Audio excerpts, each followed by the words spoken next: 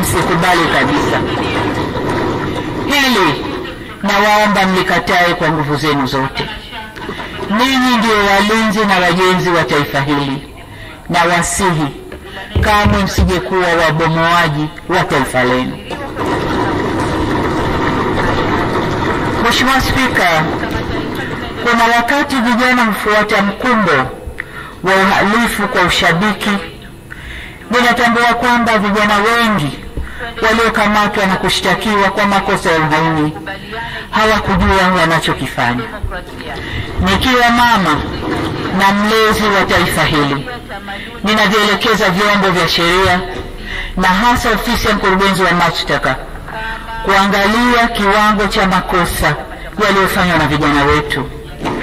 Kwa wale ambao wanaonekana walifuata mkumbo na hawakudhamiria kufanya uhalifu, wawafutie makosa yao.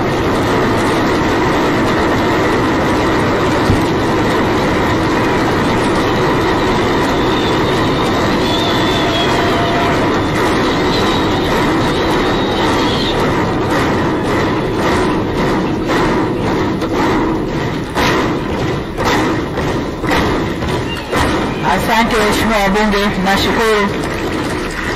Waheshimiwa wabunge, ukiangalia klipu zile za maandamano, unaona kabisa kuna vijana ambao waliingia kwa kufuata mkumbo.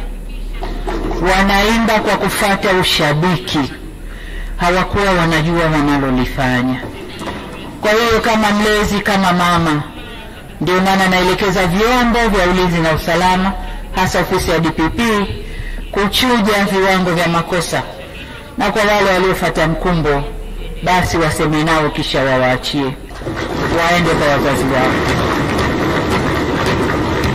Natoa msamaha huo kwa sababu hata maneno ya Mwenyezi Mungu katika kitabu cha Luka sura 23 mstari wa 34 yanasema, na hapa nanukuu, Yesu akasema, Baba uwasamehe kwa kuwa hawajui watendalo.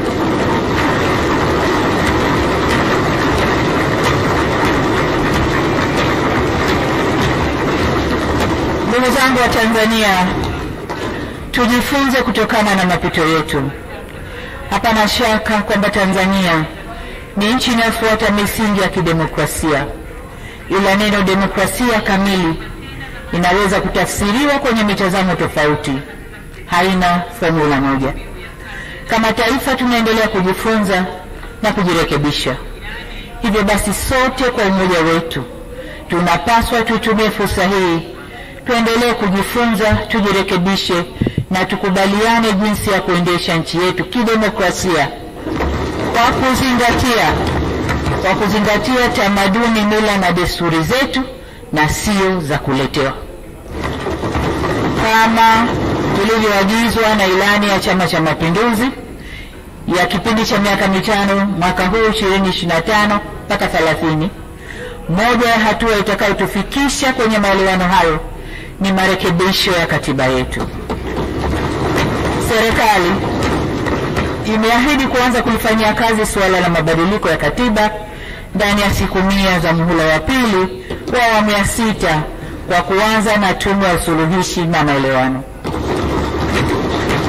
Mheshimiwa Spika, tunapozungumzia umoja wa kitaifa tunaongozwa na uwepo wa tunu ya muungano wetu. Hivyo basi kuhudumisha, kuimarisha na kuenzi muungano wetu kutaendelea kuwa kipaumbele cha serikali tunayoiunda. Tutaendelea kuchukua hatua madhubuti kuhakikisha tunatatua changamoto za muungano kila zinapojitokeza. Mheshimiwa Spika, serikali ya awamu ya 6 iliendeleza tulioanza katika awamu ya 5, na hivyo kauli mbiu yake ilikuwa kazi iendelee. Ninyi ni mashahidi waheshimiwa wabunge kuwa kazi iliendelezwa na mengi yalikamilishwa. Kama nilivyoeleza katika hotuba ya kufunga bunge la 12 la Jamhuri ya Muungano wa Tanzania tarehe 27 Juni mwaka huu 2025. Niwahakikishie katika miaka 5 ijayo tutalinda na kuendeleza mafanikio haya pamoja na kuleta mafanikio mengine na makubwa zaidi. Katika kipindi cha kampeni, mimi na mgombea mwenza tulitembea nchi yote kuomba kura, na tukisikiliza na kuyabeba matakwa na mahitaji ya wananchi katika kujenga nchi yetu kwa maisha bora zaidi ya baadaye. Tuliwaahidi kuwa wakitupa tena dhamana ya kuongoza taifa letu, tajielekeza katika kutekeleza kauli mbiu ya kazi na utu, tunasonga mbele. Yaani kuhakikisha kuwa jitihada zozote tunazozichukua za kuleta maendeleo nchini zitalenga kuinua, kuongeza thamani ya utu wa watu wetu wa Tanzania. Hakika tulisikiliza na kuelewa matamanio ya wananchi ya kupata serikali inayoshughulikia changamoto zao kama vile suala la gharama za maisha, kuongeza fursa za kazi na ajira ili waweze kujiendeleza kiuchumi na kuimarisha ustawi wa jamii zetu. Nataka niwahakikishie kwamba serikali itachochea upatikanaji wa fursa za kiuchumi na kujenga matumaini kwa vijana, wanawake, makundi ya watu wenye ulemavu na hata wazee kuanzia mijini mpaka vijijini. Mheshimiwa Spika, na masuala ambayo niliahidi wananchi kuwa tutaanza kuyafanyia kazi ndani ya siku 100 za mwanzo za kazi. Kwanza kabisa linahusu utumishi na utawala bora, nalo ni suala la uundwaji wa serikali. Niliahidi wananchi kuwa serikali nitakayoiunda itawajibika na kuendelea na mageuzi ya sera zinazogusa maslahi na ustawi wa maisha ya wananchi moja kwa moja. Hivyo basi ni lazima viongozi wa serikali kwa ngazi zote, kuanzia mawaziri hadi maafisa tarafa, wawe karibu na wananchi ili kuweza kufahamu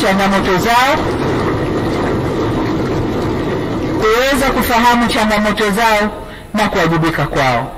Kwa kuwa ahadi tulizozitoa ni nyingi, matamanio ni mengi, matarajio ni makubwa na muda wa kuyatimiza haya ni mchache, tutaongeza kasi ya utekelezaji wa mipango ya serikali ili tuweze kufikia malengo tuliyojiwekea.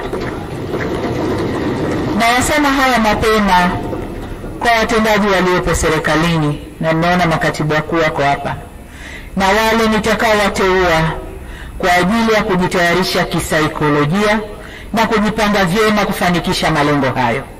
Wananchi wanahitaji mabadiliko chanya kwa maendeleo.